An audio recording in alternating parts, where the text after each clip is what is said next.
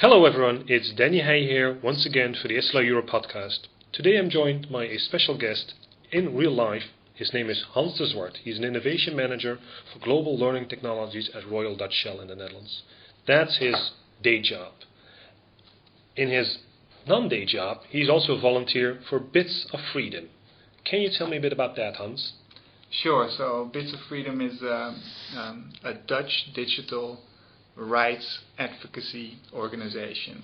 So it's basically, I think, most of the people who work there are lawyers, and they do a lot of advocacy trying to influence government policy and the Dutch perspective, I think, the audience perspective on privacy, internet freedom, net neutrality, those types of topics.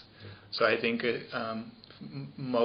more people might be familiar with the Electronic Frontier Foundation, the EFF. Yes. They're kind of a similar organization, but then for a Dutch audience. And they've been very successful in the last couple of weeks, because in the Netherlands, I think it's one of the very first countries to pass a net neutrality law. Yep. And I would say that some of the lobbying must have had something to do with it. Another very nice thing that they do every year is they host the Big Brother Awards. Okay. Not a TV show? Not a TV show. So it's a yearly evening in which they award a Big Brother award in different categories to the worst privacy offenders. Okay, so name and shame. So this is one of those awards where usually the person winning does not show up to accept it, except in this case they did, and they try to defend their position. But it's a very nice award. It gives a lot of visibility to the question of privacy. Okay, and probably starts a good debate around that. Yeah, it does. And we've seen it then afterwards in Parliament, because of course the politician won as well. There were some remarks around privacy, etc. So it does put privacy in their mind's eye, I guess. Okay, so recently you gave a very good talk at the Hogeschool van Amsterdam about privacy and the internet, and I think that's one of the reasons why I wanted to talk with you, because I think the topic of privacy, and especially with the growing use of social media and mobile devices, I think we need to be aware of the effects that has on privacy. So what is your take on privacy? Where will you start? Where would I start? So first of all, I think by saying that privacy is a relatively young term. Yeah, it was first used, I think, in the very early 20th century, or maybe late 19th century, when newspapers started to become more prominent, and you would have people taking pictures of somebody else and publishing those pictures, and people started to say, hey, is that something that you can actually do? So they started to create kind of a legal framework around privacy. We've had a certain conception about privacy, and we have certain expectations around it. Yes, so you expect your mailman not to open your post before he delivers it to you. You expect it when you're sitting on the toilet that nobody can see you. You expect that people don't just read your SMS messages that you send on a phone. So we have certain expectations. And of course, the way society works, we also have kind of norms and values around privacy. And what I think has happened is that with the advent of network technologies, so basically the internet, you will see that you will get new challenges in the whole privacy space, because these network technologies have certain affordances that normal ways of capturing information or newspapers, etc., didn't have. So let me list a couple. Yeah. So one of them is the persistence. So once you post something on the net, it will be forever there. Yeah, it's copied. It's and something that you posted 10 years ago, you will be easy to find it. There's no forgetting. Yeah, there's no forgetting. Another is the replicability. So it's incredibly easy to copy digital information. So it can spread much faster. Yeah. So if you've printed some privacy offending thing in 200 books that you've printed, then it's only those 200 books, and it's not so easy for that to spread. With the internet, that's different. Another is the scalability, so it can instantly scale to a global audience. And the last one is the searchability. So the net is a digital technology, so it's much easier to find stuff than if you go to paper archives, etc. Yeah, where you have to go to the catalog and get the book and maybe. Yes. So it's very easy. And so we've seen that I think the net has had some unintentional consequences. So two of my favorite examples are, I think, one is where in Holland you have the Chamber of Commerce, or a registry of all businesses. This information is kind of semi-public. Basically, you pay the Chamber of Commerce a fee to access it, but then you can do with that information what you want. Yes, so the fee is kind of an administrative fee. And what happened is Google just went to the Chamber of Commerce and said, we would like all your addresses, please. What would that cost? Okay, it costs this much. And they used all those addresses on Google Maps, including phone numbers, etc. And so this led to a big outcry of all kinds of one-person businesses that have used maybe private phone numbers, and suddenly their private address was listed on Google Maps as being their business. And especially I think a lot of Dutch singers suddenly saw that people could see where they lived, and it was very easy. Okay. And so we always knew that the information was there. The information, but there was a barrier. Yeah. There was a barrier that prevented this kind of outcome. So another example I think is in the U.S. is Megan's Law. Yeah? So this little girl that was sexually abused by convicted offender who lived in her neighborhood, and these parents pushed this in court, and a law was passed that requires councils in the U.S. to keep kind of a registry of all suspected, actually I think, and convicted sexual offenders.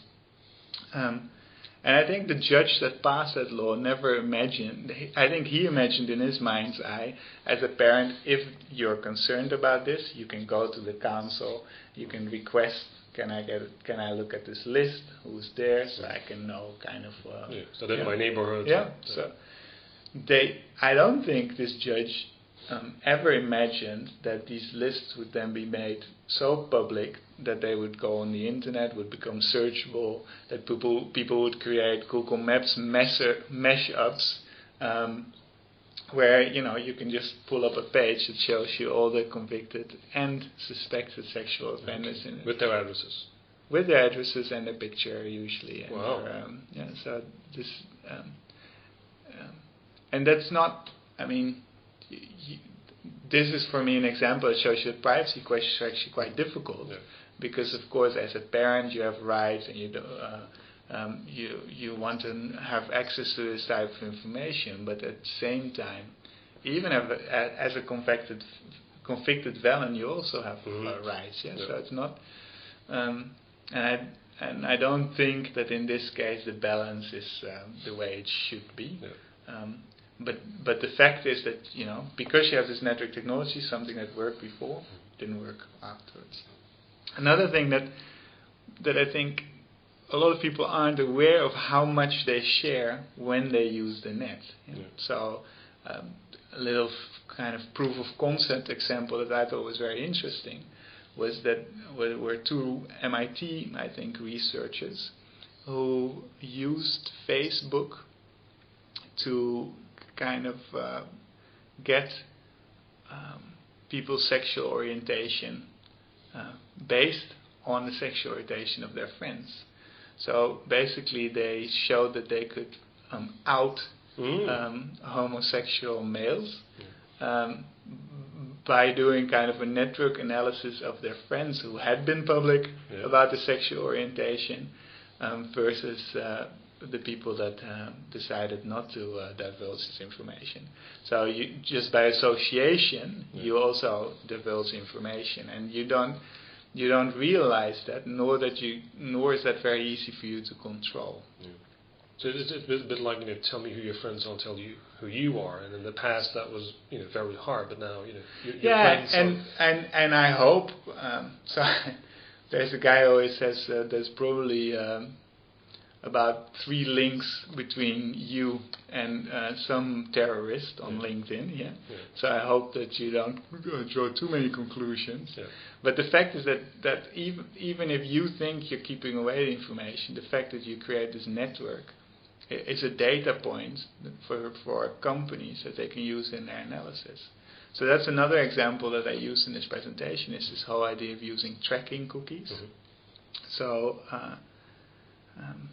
the Wall Street Journal did some research, looked at the top 20 websites of this world, so the top 20 websites that get the most traffic, and they analyzed how many tracking cookies, so these are little files that the website puts on your computer to remember the fact that you've been there and maybe what you've looked at, etc. And they found out that the worst offender in this space is dictionary.com. If you visit that website, it left 234 tracking cookies on your computer. And these tracking cookies, they're used to basically nowadays, it's all third-party tracking cookies. Mm-hmm. Yeah. So dictionary.com sells that attention that you put to their website to some advertising network that has that cookie not only on dictionary.com but on all kinds of other sites, and that way they can track kind of your persistent total behavior on the net and your total interest, and on the basis of that they in real time put you in certain shopping categories. Yeah? I've noticed that because recently I was online planning a weekend to London. Yeah. And I was on Expedia and a few other sites, and then I could make up my mind about which hotel to pick. So I left that, and then I did some more technical research. But then I realized that there were all these ads about hotels in London. We can break them. I'm thinking, gee, how do they know? And I'm thinking, oh, they probably track me. So it's that effect, right? Yeah, and it I mean it really will be pushed much further. Yeah? So I think Deloitte Consulting is pushing a technology to insurers and banks where they use this data to help banks fast track offers to customers that hit their website. So if you're a particular type of person, according to this tracking data, you will get the offer of the platinum credit card, etc. Whereas if you know that you get an offer of some sort of sharky kind of loan, and the main problem I find with this is it's completely non-transparent. You don't know that this is happening. It's outside of your control, and basically you're being productized. So that's another thing that people recently start saying a lot is that if something is free, then most likely you are the product. So that's probably the case with dictionary.com. So the fact that you're accessing the site turns you into a product that can be marketed, that they can resell. Actually, there is one website that in this top 20 that plays 0 tracking cookies. There's only one, and that is Wikipedia. So they're of course completely without any commercial sponsoring, advertising, etc. And they don't need this stuff, and they don't track you through cookies at all. And in your presentation, you also talk about tracking now with mobile devices. So most people are very attached to their iPhones and Androids and Blackberries. So tell us briefly, what we're not aware of, what's being tracked. Well, so in the presentation, I think I said that a mobile phone is like the wet dream of any Stasi officer. In a sense, it's the perfect spying device. Yeah? So everybody is now carrying something in their pocket, and I think it's Eben Moglen of the Free Software Foundation that actually is very explicit that it says, people have Apple knowing where they are and deciding what they do with that information. But so you have a device that knows where you are, that can actually hear everything you do if you want to. And we don't realize how easy it is for governments, etc., to track these phones or to see what they do.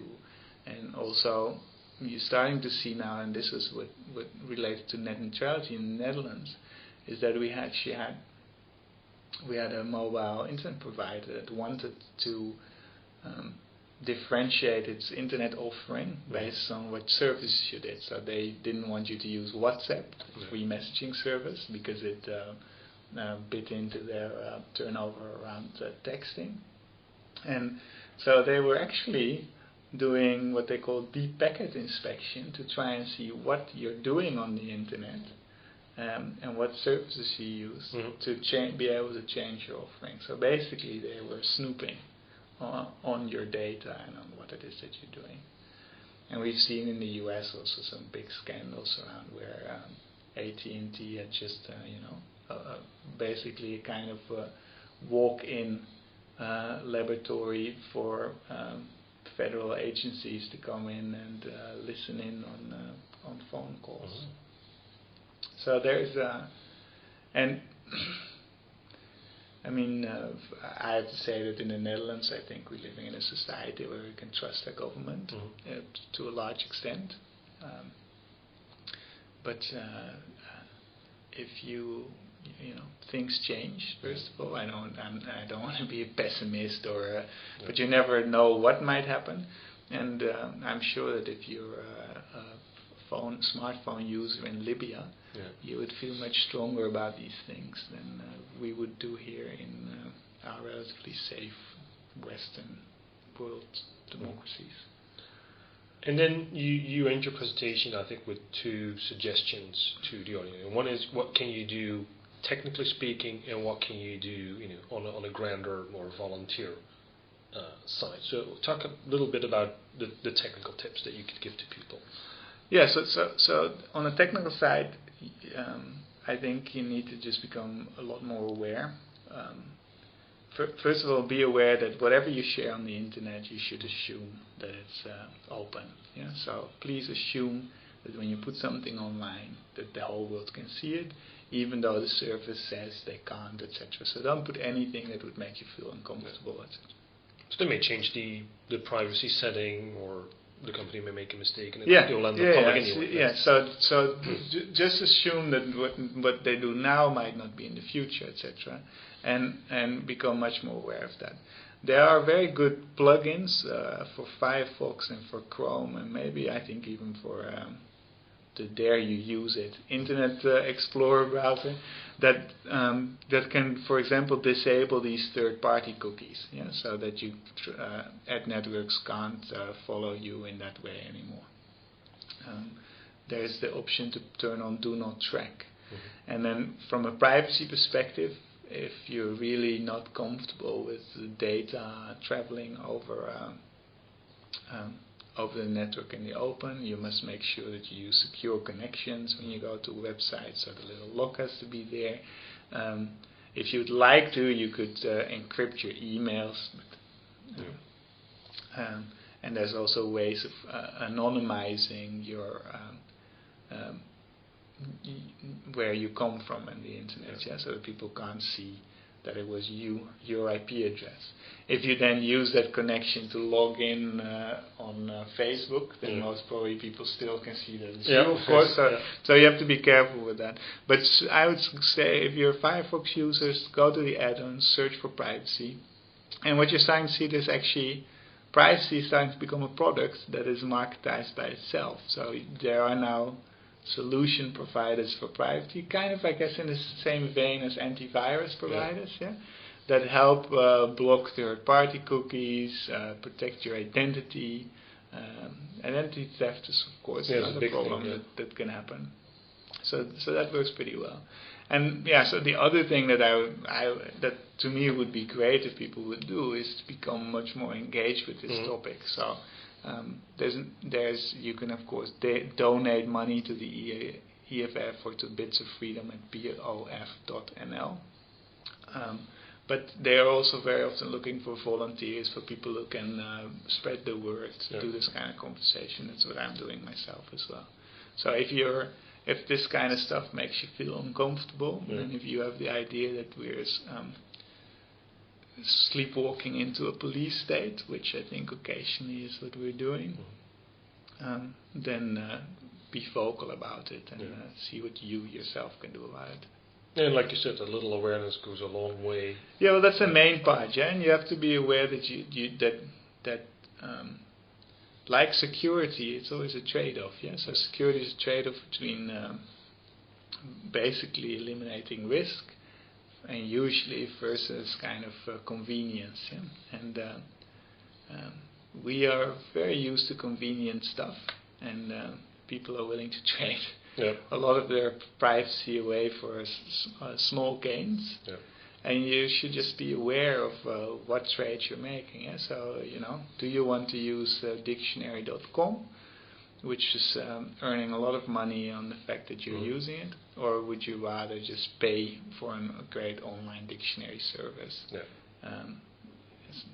Those kind of choices you have to make for yourself. Yeah, I think that's one takeaway I'm going to re-emphasize to our listeners is that if you get something for free, there's probably something that they're making money out of you in another way. So think about that. Whether it be Facebook or Dictionary.com or whoever, there's no such thing as a free lunch. There's someone makes money somewhere. So that's something to think about. Okay, so Hans, I want to thank you very much for speaking to us on the podcast, and until next time.